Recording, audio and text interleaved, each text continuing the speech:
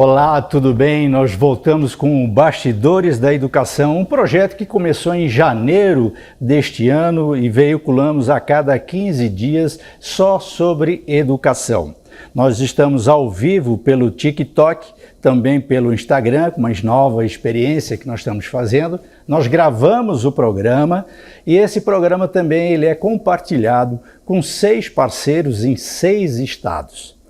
Então, hoje o nosso convidado é lá do espaço, um senador da República, um astronauta que virou senador da República, é o Marcos Pontes, e estamos também acompanhados aqui na nossa bancada com o Marcos Roberto, que hoje está fazendo pesquisa no Estadão e tem uma larga experiência em jornalismo aqui no Brasil, Brasília especialmente. Então, senador, nós já vamos começando aqui, entrando no nosso debate. Qual é a diferença para você chegar no espaço, mas você tem que fazer o chão de fábrica? Isso é muito longo ou é muito trabalhoso? De que forma o senhor conseguiu chegar lá? Olha, primeiro gostaria de agradecer pelo convite, parabenizar pelo trabalho que é feito aqui no canal. E pelo tema, né? Um tema extremamente importante para todos nós no país, faz parte da base do desenvolvimento de qualquer país, né, desenvolvido. Veja bem, para chegar ao espaço como um astronauta profissional não é uma coisa simples, é uma coisa que demora muito tempo. Até o processo de seleção, ele já faz essa diferenciação. Então conta-se aí o currículo, a experiência profissional, alguns pontos específicos, por exemplo, a maneira como você se relaciona com pessoas. Pense bem, você vai estar num ambiente fechado, com outras pessoas em situação de estresse e risco, então a parte emocional também, como você se relaciona é extremamente importante, a saúde é extremamente importante também, como que você o seu corpo vai reagir às condições do espaço, então tudo isso é levado em conta na seleção, mas principalmente a parte de educação. Então entra aí o currículo, o que você fez na vida. Então todos os astronautas, eles são ou oriundos da área de exatas ou da área de biológicas. Então nós temos engenheiros, físicos, químicos, bioquímicos, astrofísicos, médicos, dentistas, biólogos, veterinários. Então é uma série de profissões diferentes e para que você seja cogitado, vamos dizer assim, dentro de uma seleção dessa aí a concorrer, no mínimo tem que ter um mestrado, doutorado seria muito bom, e essa parte final focada, né, se possível, já na área de espaço aeroespacial. Então, todos nós temos esse currículo e o tempo de trabalho também. Agora, senador, para chegar lá no espaço ou para chegar num ponto que você concorra para chegar a esse tipo de nível, né, de educação, enfim, de conhecimento, etc., você precisa começar lá de baixo, né? Uma coisa é ter sonho, outra coisa é ter um conhecimento progressivo e ter vontade de exercer isso, o conhecimento. Evidentemente o senhor teve dificuldades nesse processo, não é uma coisa que vem e cai assim. Não, de jeito nenhum. Como é que foi essa história, assim, o caminhar dessa educação do senhor? Eu vou lembrar primeiro uma frase da minha mãe, ela falava assim, olha, estude, trabalhe, persista, sempre faça mais do que esperam de você, você chega onde você quiser. Você vê que tem uma trajetória aí. Eu sou de Bauru, interior de São Paulo. Eu nasci na periferia da cidade. Hoje em dia está bem melhor ali o lugar onde eu nasci, mas naquela época não tinha calçamento, não tinha saneamento, não tinha nada, era bem periferia mesmo. Meu pai era servente de serviços gerais, tipo faxineiro do Instituto Brasileiro do Café, e a minha mãe era escriturária da rede ferroviária. Eu tinha um sonho, mas sonho sem ação não chega a lugar nenhum. Você precisa colocar ação em cima desse sonho e estar perto do sonho. Então eu tinha vontade de ser piloto, ia para o aeroclube, conversava com os pilotos, ajudava a empurrar avião, limpar planador, essas coisas todas para estar perto ali daquele movimento, mas não tinha dinheiro para pagar as horas de voo lá.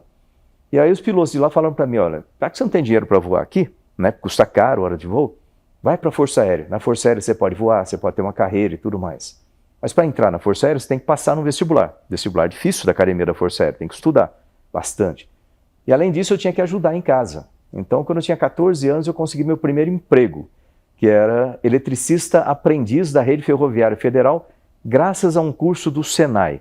Eu falo muito sobre o Senai, sobre o Sistema S de forma geral, porque ele ajuda aí milhões de jovens a saírem da situação que estão e ganharem, né, tração na vida. Eu falo que o Senai foi a pista de onde eu decolei com a Força Aérea para realizar meus sonhos. Então fiz um curso, era uma escola do Senai dentro da Rede Ferroviária, chamava Engenheiro Aurélio Biapina. Estudava de manhã para me formar como eletricista. À tarde eu trabalhava na Rede Ferroviária como eletricista aprendiz. E eu ganhava meio salário mínimo. Com aquele meio salário mínimo eu pagava o curso noturno do Liceu Noroeste, que era a única escola que tinha colégio técnico de eletrônica, que eu gostava, que eu queria fazer. Era escola privada, então eu tinha que pagar, eu mesmo pagava. Então você vê que desde novo aí, você pega o sonho e coloca o seu sonho em ação. É um planejamento, né, que você faz, como é que eu vou chegar lá? E aí você tem que trabalhar em cada uma dessas etapas. Para mim, a primeira etapa era justamente ter meu próprio rendimento e ganhar algum curso para que eu pudesse ganhar meu próprio sustento, não depender do meu pai, da minha mãe, que eles não tinham dinheiro para fazer isso. E quando eu fosse para a universidade, seja na escola, na Academia da Força Aérea ou na Unicamp, que eu fiz a prova também na época do vestibular para a Unicamp, eu teria como me sustentar. Por isso que eu fiz 2 cursos, na verdade fiz 4 cursos técnicos enquanto eu estava no ensino médio. Um deles foi eletricista, outro eletrônica, outro era testes não destrutivos com ultrassom e testes não destrutivos industriais, né, com raio-x. Então você vê que no começo eu já fui vendo, olha, se eu tiver uma profissão, eu consigo me manter. Basicamente as 4 demandas da sua mãe, né? Os 4 dedos aqui. Estude, trabalhe, persista, sempre faça mais do que espera. Aí é interessante o seguinte, né? Nessa época aí eu estava na locomotiva lá estudando, que é o único horário que eu tinha vago, quando parava os testes da locomotiva, eu trabalhava dentro ali, entre o motor e a cabine. Tem um lugar ali onde você tem todos os relés que ficam, abrem e fecham de acordo com o ponto da locomotiva. Tem 8 pontos, uma locomotiva diesel daquela. E aí eu estava lá com a luz de manutenção acesa, estudando os livros, ficava no bolso do macacão, tudo cheio de graxa, aqueles livros, né? Aí teve um dia que eu saí da locomotiva, aqueles caras já trabalhavam lá um tempão, e eu encontrei com ele durante a minha campanha, depois em 2022, né? E ele estava lá, trabalhando lá ainda, obviamente bem mais velho, mas aí ele chegou para mim, ele mais um grupo, e assim, pô, moleque, você está o tempo todo estudando esse negócio, está estudando para quê? Eu estou estudando para fazer a prova da academia, eu vou ser piloto, não vou ficar aqui não. Você ser piloto, cai na real, isso é coisa para filho de rico, você nunca vai conseguir, você vai ficar frustrado, larga a mão disso, você vai ficar que nem a gente aqui.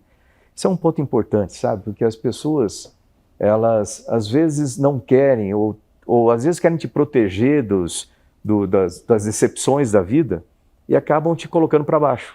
E se você deixar essas ideias criarem raízes na sua cabeça, aí que você não vai conseguir. Primeiro você tem que realizar aqui, depois lá fora, né? Aí que vem minha mãe. Chega em casa aquele dia lá, eu lá jantando uma canja de galinha, nunca esqueço esse momento ali, porque eu era corrido, eu chegava, tomava um banho, jantava e pai, saía para o colégio. Aí eu estava lá, então ela chegou do trabalho. Aí ela olhou para mim, era italiana, brava, com os olhos azuis assim, né, brava pra caramba. Aí ela olhou para mim, o que foi? O que você está triste aí? Eu falei, não foi nada não. Fala logo o que foi, né? Quem tem mãe italiana sabe o que eu estou falando. Sim. Aí eu falei, não, que eu falei para meus amigos que eu quero ser piloto, eles falaram que é impossível. Acho que eles têm razão, não estou fazendo cursinho, como é que eu... Olha como a ideia ruim já estava criando, a gente deixa esses medos criarem raiz, né? Aí ela falou, para, presta atenção.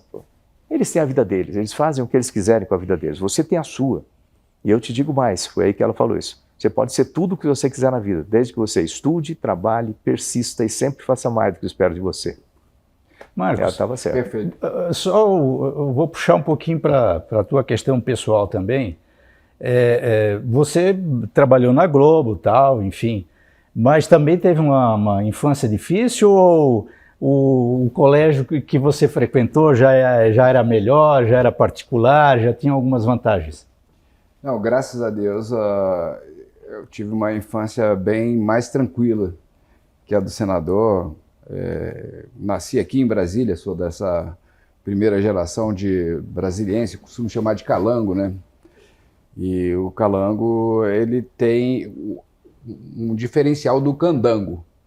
O candango é o que veio para fazer a construção da cidade, veio para Brasília. Muita gente chama de candango, eu chamo de calango quem nasce aqui. Quem veio de fora é o candango.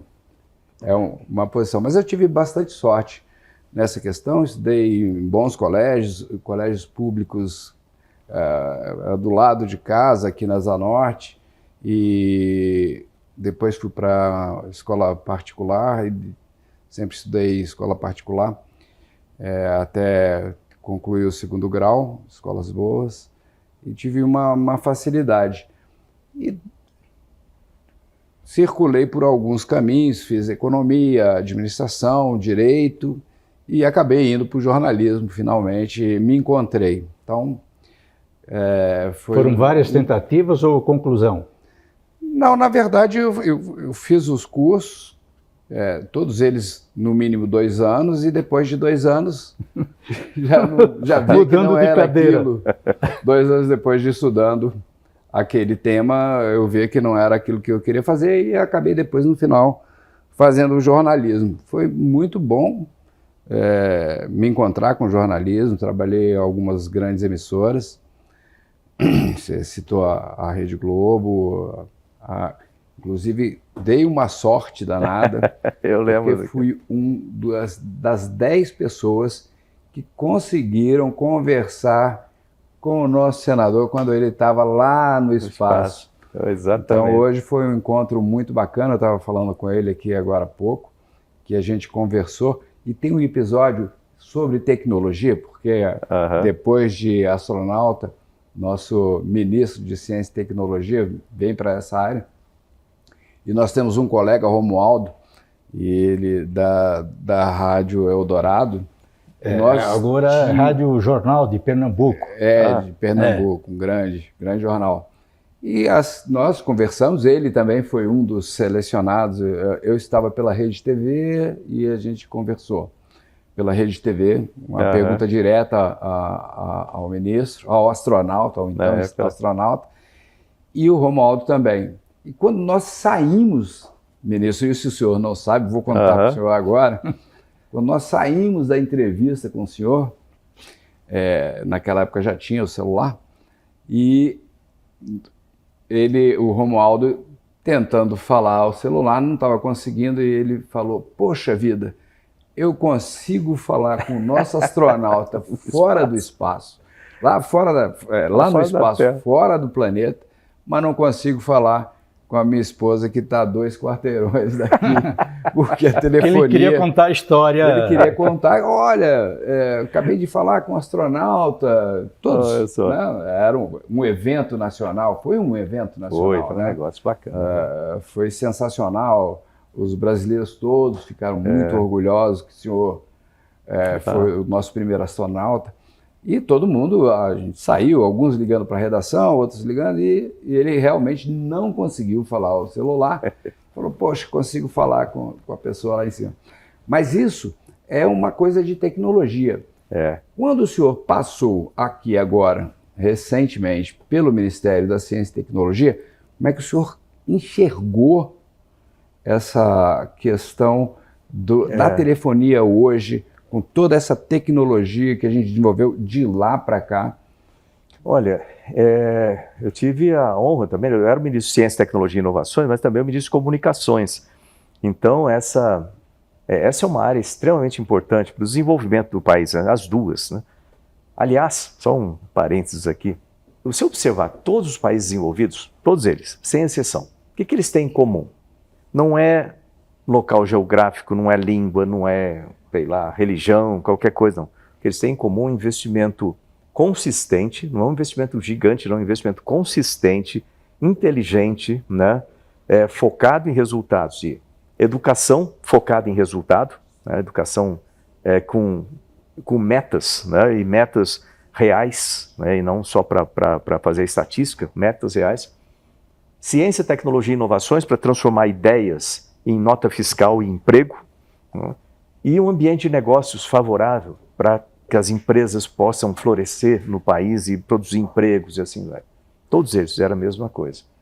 E aí tem alguns elementos estruturantes que são essenciais, né? Um deles é comunicações. Você ter um sistema de infraestrutura de comunicações forte no país, que você consiga conectar o país, inclusive para a educação. Você lembra que no meio do processo, eu estava lá no Ministério, nós tivemos a pandemia, eu era ministro de Comunicações, e aí como que a gente vai fazer para dar aula para as crianças? As crianças não podem ir para a escola. Como é que a gente vai fazer isso aí? Celular? Aí o Brasil se encontrou, viu a dificuldade que nós tínhamos em comunicação. E aí eu fiz um levantamento, trouxe todas as operadoras celular, você vê que tem muito buraco no país ainda que não é coberto por celular. E também tem muita gente que não tem. A gente às vezes tem a ilusão que todo mundo tem celular, né? Porque o número de celular é grande, mas muita gente tem 3, 4 celulares. Mas não é coberto pelo o país inteiro, não é todo mundo que tem celular, não é toda criança que tem acesso a um celular, não tem acesso à internet para isso, com o celular. A cobertura de 4G ainda não chega em todos os lugares, 5G está se espalhando aí nas cidades, mas ainda tem um tempo para chegar. O que a gente vai fazer? Televisão. Televisão tem mais alcance. Televisão. E a gente estava trabalhando justamente na questão da transformação de TV para TV digital, né, pô? Pode falar com o pessoal aqui. Aí eu juntei todo mundo, a gente fez uma que a gente chamou de rede conectada, né, com todos os canais, o pessoal de telecomunicações também, de celular, etc. A gente separou os canais digitais em quatro canais. Pegou a banda do canal, dividiu em 4. Mas reduz a precisão, vamos dizer, reduz a capacidade, né, digital. Não chega a afetar tanto, não. Eu dividi uma banda em 4, aí eu podia ter aulas em 3 bandas daquela e uma delas com um canal normal. E esse procedimento ajudou a chegar à educação. Nós tivemos estados como Paraná que usou direto isso aí para passar as aulas. Você vê um dos exemplos, né? Quanto que a gente precisa levar conectividade para as escolas aqui no país. Tem muita escola que ainda não tem.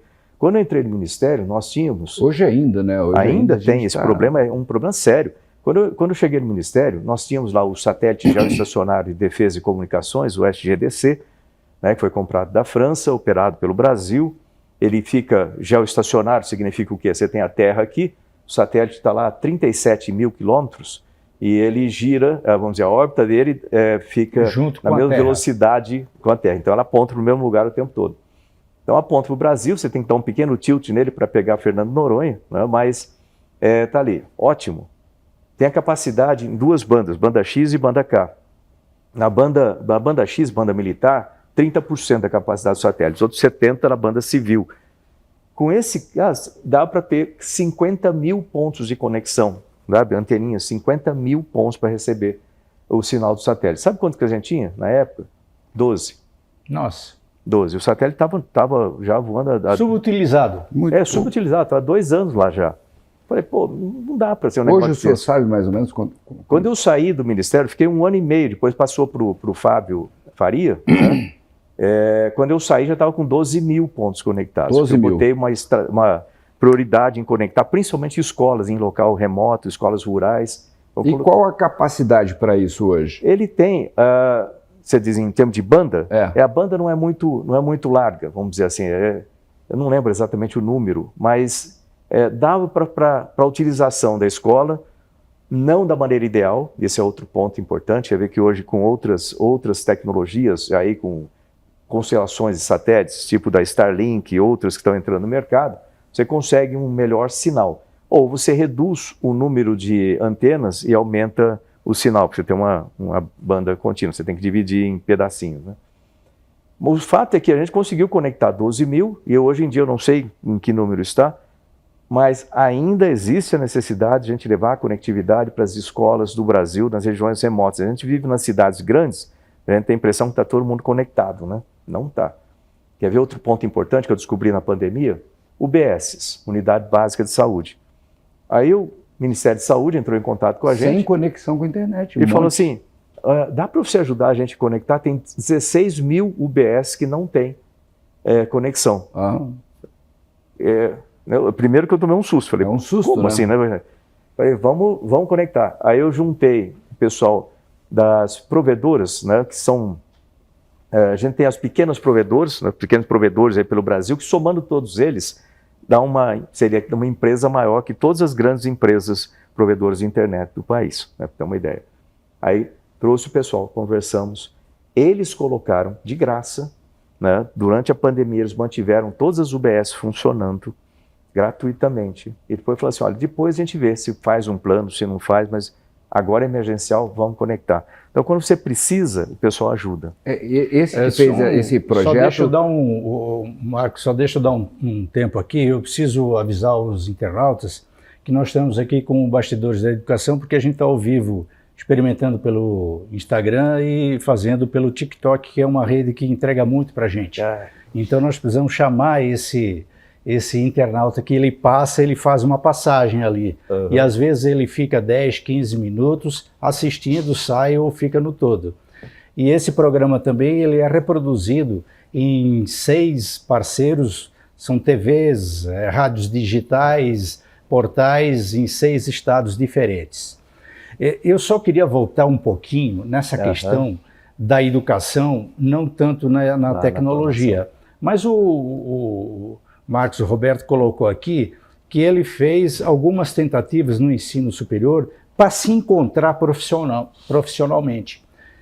Já passaram por aqui alguns reitores e eles observaram também que eles estão preocupados com isso e eles fazem uma orientação do aluno, digamos assim, são feiras, são encontros, etc., que esses alunos novos que vão chegar na universidade para se encontrar nos cursos que querem. Né? Para que ele não desista no meio, não acha que não é aquilo e tenha um desencontro exatamente no seu propósito de ser profissional. Como é que vocês estão discutindo isso lá no Congresso Nacional? Porque nós temos o PNE aí, que também está encalacrado lá na Câmara. Mas no Senado, evidentemente, vocês já estão discutindo alguma coisa sobre o Plano Nacional de Educação. Eu queria saber como é que está nessa linha aí, pela sua experiência, digamos, como aluno e agora como parlamentar. Olha só, vou dar uma experiência também. Eu vou falar da minha, eu vou falar do meu filho também aqui. O meu filho, olha só, ele é antropólogo, né? E ele fez algo semelhante. Ele chegou na Universidade de Houston, que eu estava lá justamente morando em Houston, na época que ele estava na universidade, eu estava na NASA. Aí ele falou, olha, ele começou em negócios internacionais, né? Negócios internacionais. Ele fala várias línguas, ele fala português, inglês, japonês, francês e espanhol. Poliglota. Aí ele, negócio internacional, eu achei, tá dentro do escopo, né? Aí ficou, não sei, uns 6 meses, aí, não é o que eu gosto, não. Aí mudou. Aí eu digo que ele foi em todos os eixos aqui, ele saiu, negócios internacionais, saiu daí, foi fazer fisioterapia.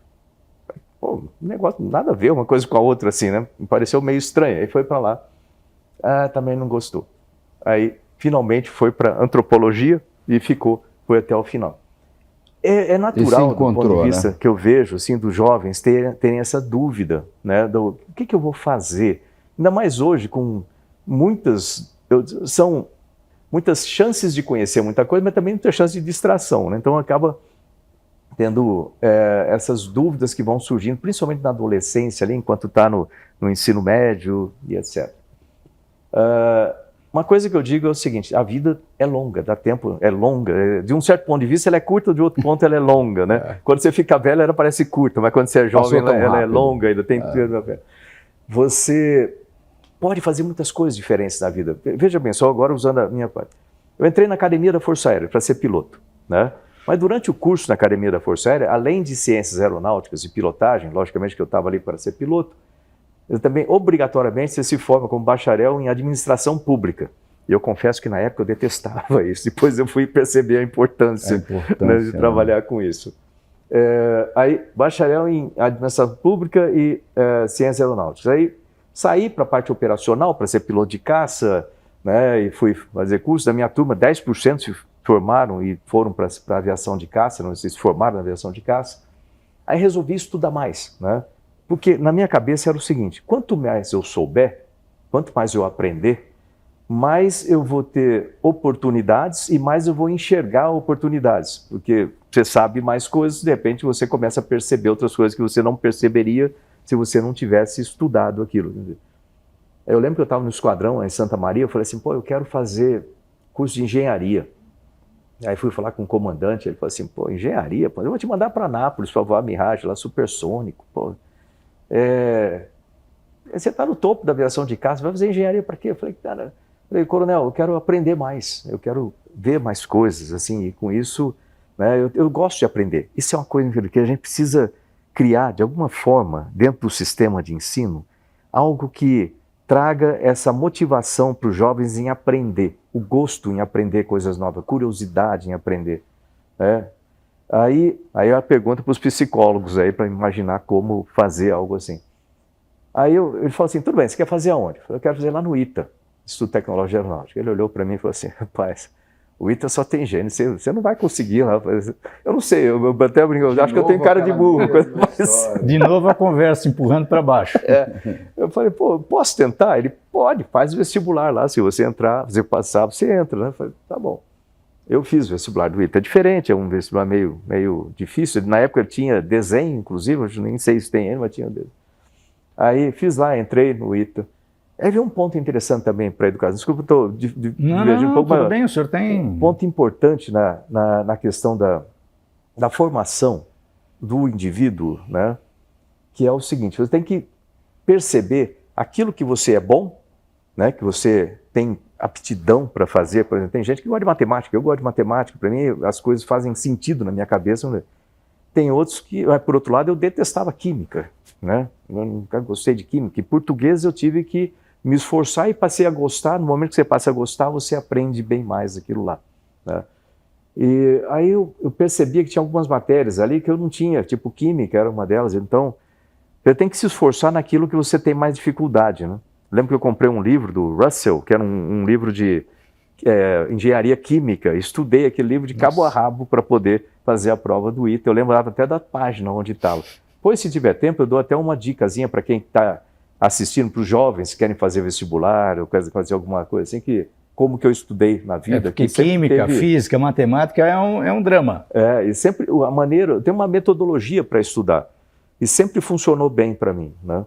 Aí fui estudar aquele livro lá, mas o que eu quero focar é que se você tem dificuldade em alguma coisa, é ali que você precisa focar os seus esforços, procurar outras pessoas que gostam daquilo, que eles podem trazer alguma coisa, um professor bom. Professor é essencial, né? Ele nem está falando, mas é o básico. Professor, não tem um país decente se não tiver professor, né, bem cuidado, vamos chamar assim, né, desse ponto. Aí fui lá, fiz a vestibular do ITA, passei, entrei, fiz engenharia, e eu vi um ponto interessante dentro do ITA. O ITA são 5 anos para se formar, né? Os 2 primeiros anos a gente chama de anos básicos. Todo mundo faz todas as matérias básicas. E ali você observa, os últimos 3 anos são os anos profissionais, onde você só define em qual engenharia você vai aqui quando você termina o 2º ano. Dá a chance de você estar ali e falar, pô, eu entrei para fazer, sei lá, engenharia eletrônica. Aí no meio do caminho ali você vai conversando com os alunos da eletrônica, com os professores, você vai chegando perto. Pô, sabe que não é muito o que eu quero? Não, eu quero a aeronáutica, eu vou para a aeronáutica. Então dá um tempo para o aluno se adaptar dentro, ou conhecer mais daquela área. Eu acho interessante, seria uma metodologia que eu acho boa para universidades, de forma geral. Pois é, nessa questão da educação, por exemplo, o nosso curso de jornalismo, ele também era assim. Até o 2º ano era feito um ensino básico e depois dividia jornalismo, publicidade, relações públicas. Hoje parece que mudou e agora as pessoas já entram num curso direto. O senhor, como especialista na educação, isso é bom? Isso é ruim? Eu acho bom a pessoa ter um momento, mas eu expandiria isso aí. Como que eu expandiria essa coisa? Aproximar mais, porque eu lembro que eu falei o ensino médio é onde existem muitas dúvidas ainda. Aproximar mais a universidade do ensino médio. Inclusive o senhor eu anotei aqui na Frente Parlamentar Tecnológica que o senhor participa e criou, tem lá formar no ensino médio na área tecnológica. Eu criei essa frente de ensino profissionalizante tecnológico porque o Brasil carece muito de técnicos. E muitas vezes a pessoa quer, não, eu quero ser engenheiro, mas uma empresa precisa de muitos técnicos. Hoje em dia, que você pegar na área de tecnologia de informação e comunicação, área de TICs, tem um gap gigantesco de falta de profissionais técnicos e o salário é muito mais alto, chega de 2,8 vezes o salário normal, a média do salário.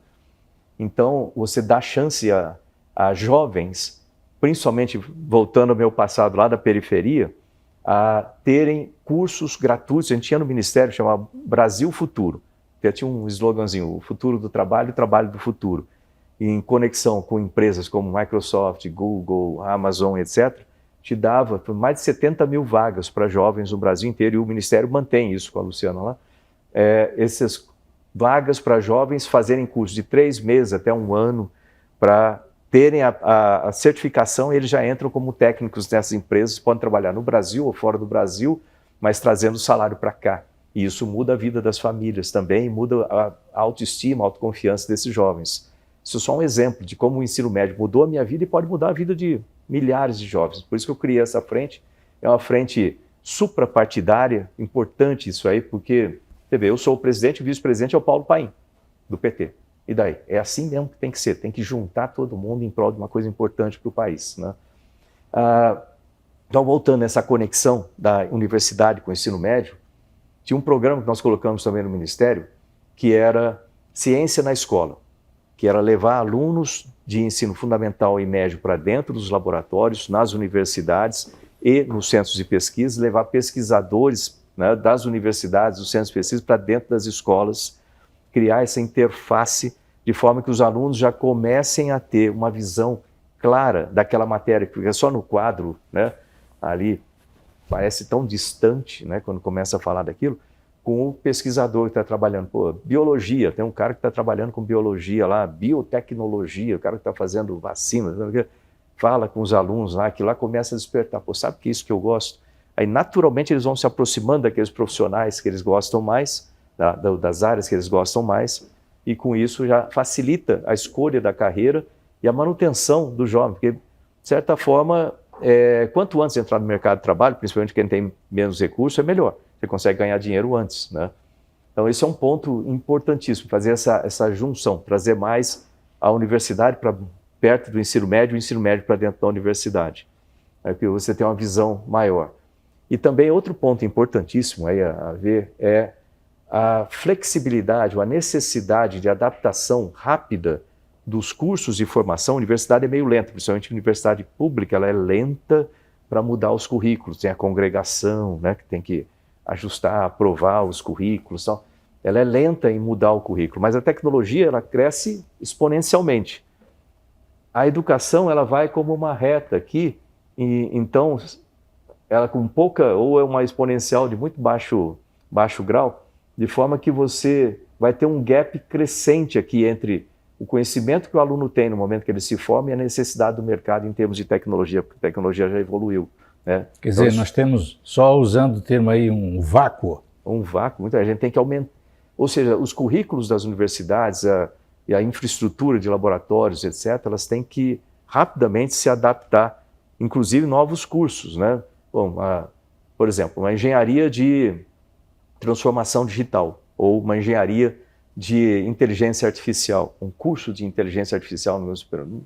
Poucas universidades ainda oferecem hoje isso. até que se adiantar, o pessoal já está na quântica, né? Pois é. Se você não conseguir fazer isso, a gente vai estar formando profissionais que entram no mercado com ainda faltando bastante conhecimento para se adaptarem no trabalho normal, ou para criar suas empresas. É outro ponto que a gente pode discutir também.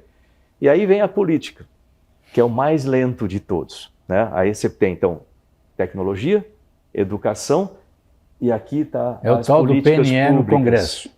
As políticas públicas. Chega lá, demora para passar as coisas. É a discussão, em cima de discussão, passar anos fazendo aquilo. Quando sai, alguma coisa já saiu defasado, já saiu atrasado. Exemplo, né, que não tem a ver diretamente com a educação, mas acaba afetando tudo, né, a nossa regulação do uso de inteligência artificial. Eu faço questão de enfatizar o uso, porque as pessoas falam, regulação de inteligência artificial. Não existe, você não consegue regular uma tecnologia. Você regula o uso daquela tecnologia.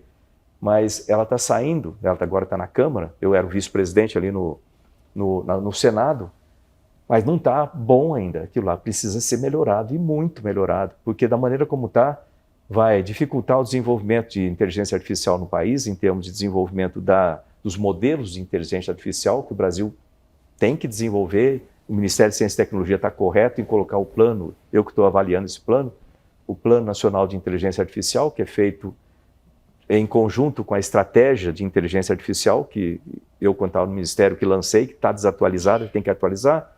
O plano, esse plano, o pessoal fala, o pessoal quer fazer muita coisa, assim, precisa. Está com 23 bilhões de investimento, precisa demais para ficar próximo dos outros países. E a nossa regulação tem que permitir o desenvolvimento de modelos, né, de linguagem no país, tem que desenvolver a utilização, desenvolvimento de bancos de dados no país com as características do país, senão o modelo vai aprender com características de fora, que não funciona. Precisa facilitar a vida do empresário, para o empresário poder criar aplicativos com inteligência artificial, né, sem tanta restrição que a lei atualmente, como está ali o projeto de lei, ainda está muito restritivo. Tem muita coisa a ser feita, né, e a educação entra direto nisso. Aliás, uma outra parceira eu queria aqui registrar seria a secretária da Educação do Distrito Federal, e estaria compartilhando esses conhecimentos com o senhor. E ela deveria exatamente dar uma explicação sobre gestão, né? Porque quem está na ponta ali é fundamental para que o aluno lá na escola, no chão da escola que a gente chama aqui sempre, pudesse ter esse acesso a essas tecnologias, as novas formas de aprender, né? E ela não veio. Aliás, foi a segunda vez que ela me adia. Ela podia, inclusive, explicar sobre os baixos índices de educação que o Distrito Federal tem, que deveria ser um modelo, né? Porque aqui tudo facilita, né? Distrito Federal tudo facilita. Então, esse é um problema muito sério que nós temos de gestão na educação pública. Aliás, né, é um tanto polêmico, mas o que acontece? A gente tem números, né, estatísticas para indicar a capacidade da educação, a eficiência atual da educação. O problema é que esses números, muitas vezes, como toda estatística, né, eu gosto de matemática, assim, qualquer estatística, dependendo da maneira como você olha e corta o banco de dados, você pode provar uma série de coisas, inclusive antagônicas, né?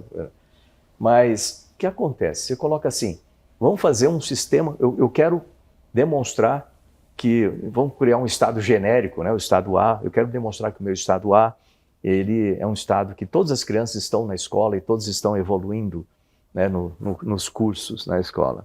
Aí você coloca um sistema que faz uma progressão automática, né?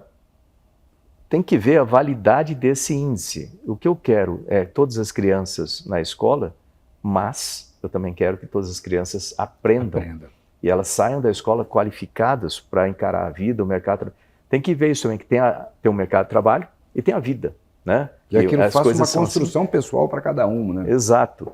Então, eu acho que tem que se reavaliar esses índices, de forma a ter um índice composto que mostre, sim, a quantidade de crianças que tem na escola, quanto tempo eles estão na escola, qual a evolução dessas crianças e qual a evolução em aprendizado também dessas crianças. Esse índice composto, ele ficaria um tanto mais eficiente, né, para demonstrar isso e tiraria essas distorções. Outra coisa, você tem que achar uma maneira hoje em dia de motivar os jovens para a educação. Eu tinha a minha motivação, aliás, porque já notou que muita gente que vem de uma família mais humilde, que vem de mais necessidade, como no meu caso, acaba se dando bem pela educação, enquanto outros que às vezes têm uma vida com tudo facilitado, o pai é rico e assim por diante, acabam tendo dificuldades em educação. Não estou falando de forma geral, estou falando que... né, por que seria isso? Porque é motivação. Tipo assim, o ser humano, ele trabalha com... uma das maiores motivações que a gente tem chama necessidade. Né? Eu lembro de fazer sobrevivência na selva, por exemplo, hoje em dia, se você me colocar lá, tipo assim, uma situação que você está bem alimentado, uma situação normal, você entra. Eu lembro que no começo é assim, aquele monte de folha no chão, você vê aquele tronco, você vê todo cheio de cuidado para não encontrar uma cobra pela frente, sei lá, um bicho peçonhento qualquer, né? Aquele cuidado enorme. Passa alguns dias que a fome aperta, você começa a chutar tronco para ver se você acha uma cobra, qualquer coisa, que aí é questão você contra ela para pegar e morder ali e comer. O ambiente que molda Molda. Então, a necessidade é um tamanho motivação para você. É um dos pontos principais. Então, você vê que jovens como eu, lá, eu tinha necessidade. A educação era o meu caminho, mas você tinha que ter a instrução certa no início. Minha mãe, educação. É por aqui que você cria uma vida. Tem que ter uma orientação, correta, né? E talvez o professor seja essa pessoa que talvez não tenha em casa, não tem uma mãe italiana. Exato, o professor tem uma função essencial. Professor e exemplos, né? Exemplos. Então, tem que se mostrar exemplos para essas crianças, ainda se possível, da própria comunidade, né? Ou do próprio local ali, que tiveram sucesso na vida por causa da educação. Por isso que eu tive um evento recente aqui no Brasil com 80 astronautas. Eu mandei ele para mais de 34 escolas públicas, universidades, para eles lá conversarem. E todos eles têm uma vida difícil no começo, para o pessoal ver, pô, o cara chegou lá, mas foi por causa da educação. Então, se você consegue dentro da comunidade uma pessoa que teve sucesso na vida, traga essa pessoa para eles olharem e falar assim, pô, esse aqui é um melhor exemplo do que aquele que era um bandido, virou traficante e morreu ali por causa disso. Eles têm que ver um bom exemplo. E outra, a necessidade causa isso aí. Tanto que, se você olhar aquele que, não, eu tenho uma vida super tranquila, ela tem 16 anos, ganha um carro, já tem uma Ferrari na coisa, assim, a pessoa vê qual é a motivação para fazer uma coisa. Eu tenho tudo na mão. Meu pai dá tudo para mim. Tem um caso muito interessante que foi entrevistado no nosso programa. O programa foi feito fora daqui, inclusive. E nós levamos 3 ou 4 secretários de educação. E lá tinha o secretário de educação do município de Águas Lindas de Goiás, que é um município grande aqui, tem cerca de 250 mil habitantes, é um município que cresceu muito. E ele é um jovem secretário. E ele era de assentamento. E aí entra a história motivacional do professor. O professor chegou para ele e andou 17 quilômetros até o assentamento dele para aplicar uma prova. Então, olha só, ele leva isso, ele conta essa história muito assim, de forma bonito, né? Isso aí. Humana, que realmente nós precisamos de motivação, mas precisamos também de exemplos. Exemplos.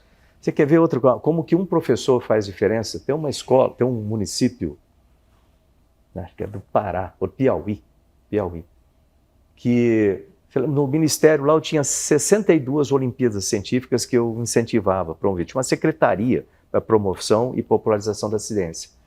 Por quê? Porque a gente tem que levar a ciência lá na ponta para os jovens, principalmente nos lugares mais distantes, para que eles olhem aquilo e falem, pô, isso aqui é bacana, eu gosto de robótica, eu gosto de astronomia. E aí você desperta ali essa motivação.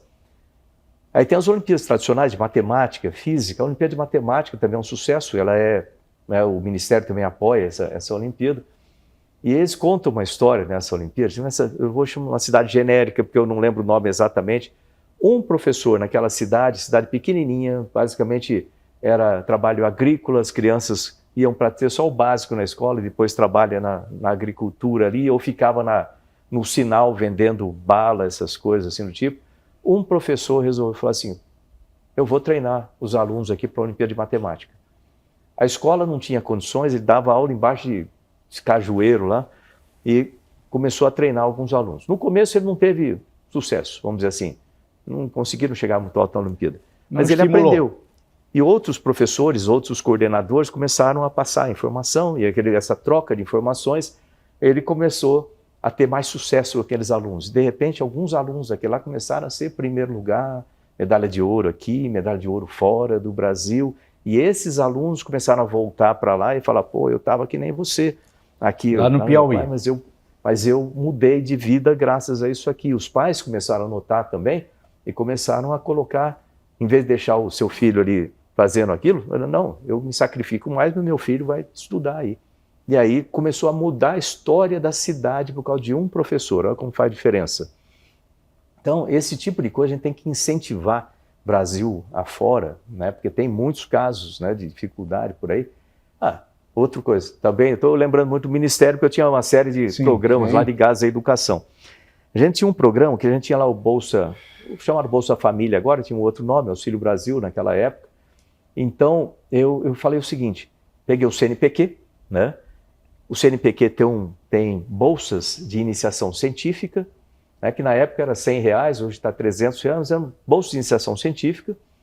E mais importante do que a bolsa de R$100 por mês era a metodologia e a mentoria dada pelo CNPq em metodologia científica para esses alunos, que comprovadamente aumenta de maneira muito grande as chances de sucesso dessa pessoa na vida.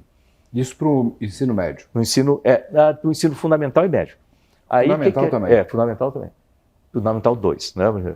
Aí, o que a gente fez? A gente pegou e falou assim, olha, vamos pegar só para quem é da Bolsa, vamos chamar de Bolsa Família, que é o que é, só o pessoal de Bolsa Família, que os alunos vão bem, eram 5 Olimpíadas, né, que vão bem nessas Olimpíadas, ser o primeiro lugar, segundo lugar, dentro de um número de vagas dada pelo orçamento que nós tínhamos aqui, nós vamos colocar Bolsa de Iniciação Científica para esses alunos, era assim, R$1.000 para os pais, de uma vez no ano, R$1.000, mais essa bolsa de R$100 por mês para o aluno estudar, e mais a mentoria do CNPq. Teve um sucesso enorme isso aí, que os pais começaram a perceber, bom, é mais vantagem que o meu filho vá bem do que ficar eu. O governo atual, acho que pegou mais ou menos essa ideia e fez esse pé de meia que estão fazendo. Fez o pé de meia. O pé de meia é uma ideia semelhante. Isso daí é o embrião do pé de meia. Então. E olha, funciona, sabe? Para esses casos, assim, eu não sou muito a favor de ficar muita bolsa de toda coisa, não, mas nesse caso aí, você está trabalhando no... Assim, é como se tratasse o câncer na célula, sabe, ali, da gente conseguir pegar esses alunos, dar motivação, criar essa vontade em aprender, e os pais também perceberem que é importante colocar os seus filhos na escola. Né? E aí vem, de novo, né, a importância do professor participar. Porque você tem um professor dedicado, né, que hoje em dia, com um salário de professor, desculpa, mas o salário é muito ruim de professor, né? E o professor é essencial para formar qualquer outra carreira. Obviamente não vai ter jornalista, não vai ter engenheiro, se não tiver um bom professor, né? Agora, às vezes o professor tem que trabalhar em 3 escolas para poder sobreviver, né? E como é que você vai preparar a aula e tudo isso? Então tem que se ter um cuidado com isso. Outra coisa é o período integral. Nós já vamos chegar lá. Eu só deixo fazer uma intervenção aqui, senador, porque nós estamos com Bastidores da Educação, nós estamos ao vivo no TikTok, nós estamos ao vivo também no Instagram. Esse programa pode ser assistido no todo ou em pedaços. Nós vamos compartilhar também nas redes sociais e também com 6 parceiros nos estados da Paraíba, do Paraná, do Piauí, Maranhão, Santa Catarina e Goiás. São TVs abertas e fechadas, rádios digitais e também em portais. Senador, nós já estamos assim indo, passou muito rápido o nosso tempo, caramba, né, a nossa conversa, né? E eu queria que o senhor voltasse aí à questão que eu interrompi o senhor.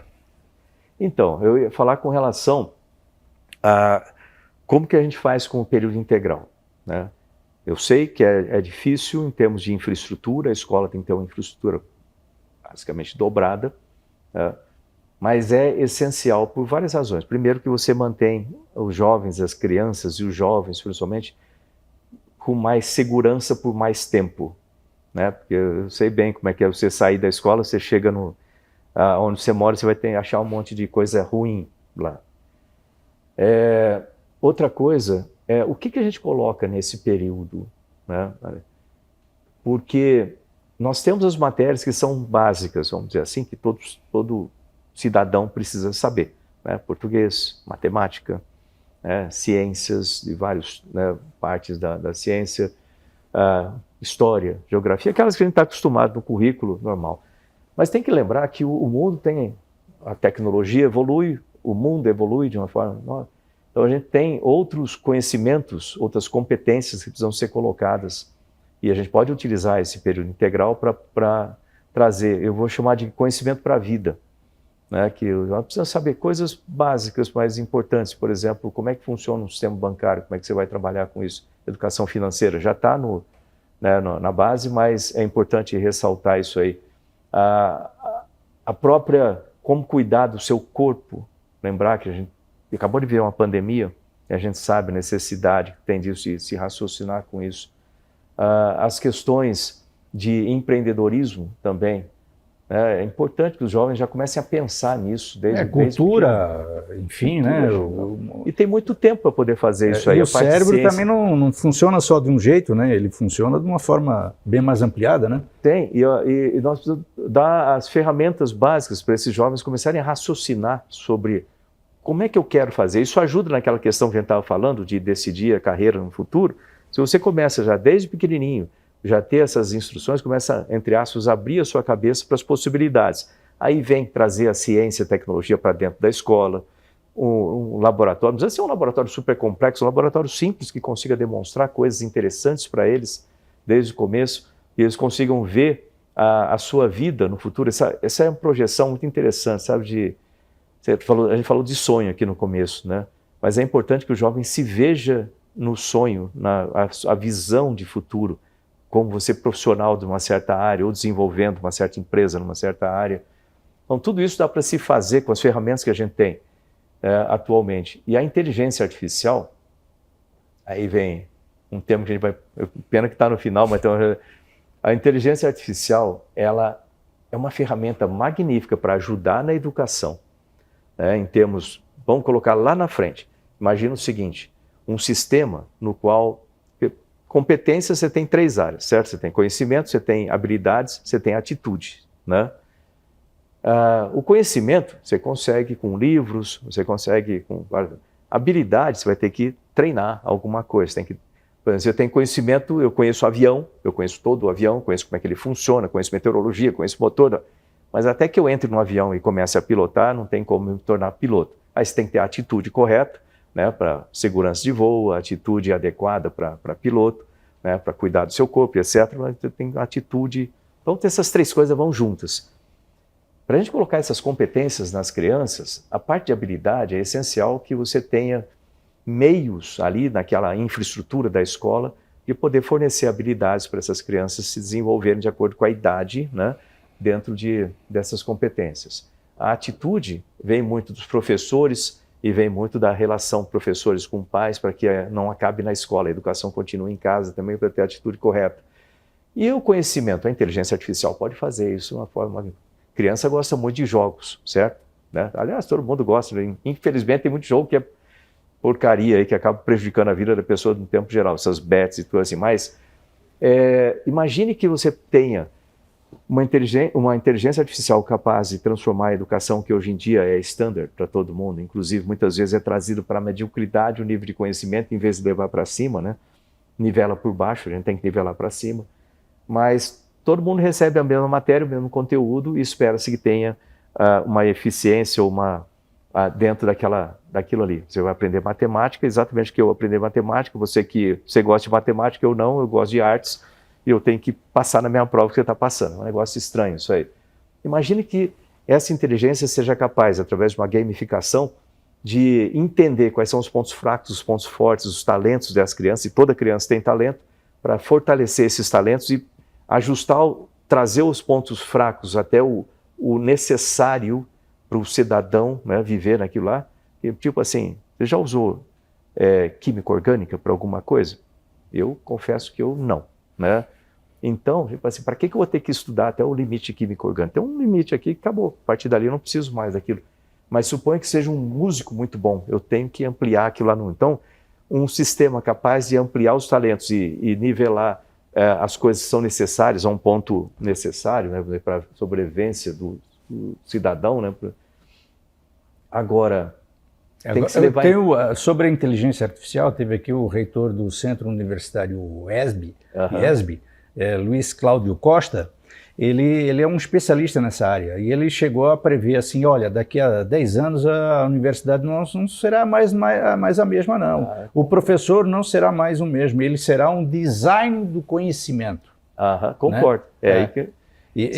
Aí ele disse o seguinte, porque essa questão também ela vai permear o ensino básico. Vai. E isso tudo vai... Aí quando o senhor menciona que a área política ela é muito mais lenta do que a realidade exige, nós precisamos de um parlamento um pouco mais ágil, né? Precisa mudar. Eu imagino que a própria mudança no que a gente tem ali de trajeto legislativo, como que acontece a tramitação legislativa, isso aí precisa ser reestudado. Mas só voltando um pouquinho na inteligência artificial, por quê? Aí o professor ele passa a ter um papel de supervisor daquilo lá e a pessoa responsável pelo treinamento das habilidades que estão fora da parte do conhecimento que a inteligência artificial está fazendo ali. Mesmo usando a inteligência artificial como um assistente. A inteligência artificial, no final, é um assistente, não é quem toma a decisão. Ótimo. Maravilha, né? Esse ponto. Agora vamos ao lado ruim da coisa. O lado ruim é o seguinte. Quem tem que aprender, por exemplo, a escrever, né, como jornalista, você tem que saber escrever, você tem que saber pegar uma ideia e transformar aquilo lá num texto bem feito, né, lógico, né, com a gramática correta, com o estilo correto, assim vai. Como é que a gente vai segurar, por exemplo, essas linguagens, né, tipo ChatGPT, Gemini, essas outras coisas? O aluno vai lá, né, você fala, pô, eu quero que você escreva um trabalho sobre, né, câmeras. Aí um vai lá, bota no ChatGPT, sai um texto bonito ali, e ele, né, dá umas modificaçõezinhas ali, mas comeu uma parte do aprendizado do aluno. Então a gente vai ter que pensar como utilizar a inteligência artificial na educação de forma que não prejudique a educação e ajude a educação. Esse é um ponto que tem que ser estudado com muito cuidado, não para tosar a inteligência artificial, mesmo porque não vai conseguir fazer isso, né? Mas para proteger o aprendizado das crianças, né? no sentido. No vários sentidos. E outro cuidado tem que se ter, embora a inteligência artificial seja uma ferramenta magnífica, com uma série de coisas, mas ela comete erros. Muitos. Comete erro. Se você pegar, para quem é especialista numa área, você fala para ela, escreve aí alguma coisa sobre isso. Aí você lê, olha e fala assim, pô, isso aqui o Marcos já usa aí a inteligência artificial na área do jornalismo. A gente começou a usar a inteligência artificial no jornalismo desde o primórdio. Começou a inteligência artificial, o jornalista sempre foi acompanhando. Não só no meu caso, mas vários colegas. Inclusive os grandes sites de comunicação hoje, eles colocam lá a inteligência artificial. Só que o problema da inteligência artificial é justamente isso que o senhor citou. Porque a inteligência artificial, ela busca tudo o que há sobre aquele tema. Ela compila e você vai cercando ela. Você tem que saber trabalhar a inteligência artificial para até mesmo construir um texto simples, jornalístico. Simples para nós, mais complicado para quem não sabe. Então, até mesmo para fazer um texto, você tem que saber comandar a inteligência artificial para que ela te entregue um produto que sirva. E eu acho que é aí que entra o papel do treinamento do professor. Exatamente. Para que o professor consiga passar, né, para o aluno como que ele vai utilizar aquela ferramenta, que é uma ferramenta, a inteligência artificial é simplesmente uma ferramenta, né? Eu acho Senador, só para encerrar, agora tem que ser mais curto que o nosso tempo está... nosso tempo já acabou mesmo. Puxa vida, passa muito rápido esse negócio. Passou rápido. Quando a conversa é boa, quando o assunto é bom. E não foi conversa de boteco, inclusive. É muito bacana. Olha, eu queria primeiro agradecer, dizer aí para os nossos jovens que estão assistindo, né? Uma das coisas mais importantes na vida é o conhecimento. E para que isso seja feito da forma correta, né, para que você tenha o maior benefício do conhecimento, tem um ponto importante que muitas vezes a gente não se dá conta, que é responsabilidade pela sua vida.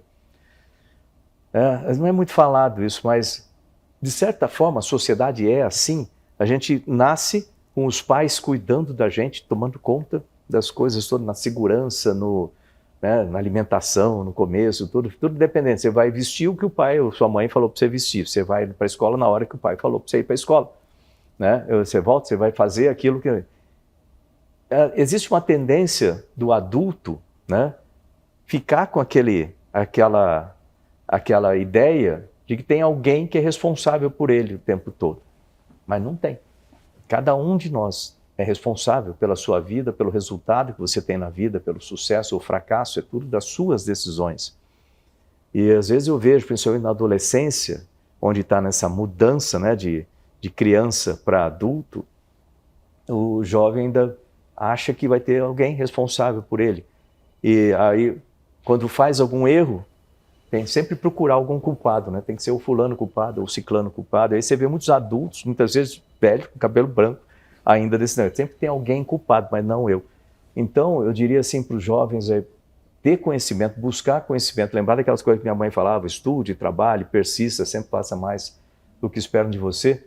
Mas, principalmente, perceba o mais rápido possível na vida que você é o único responsável pela sua vida.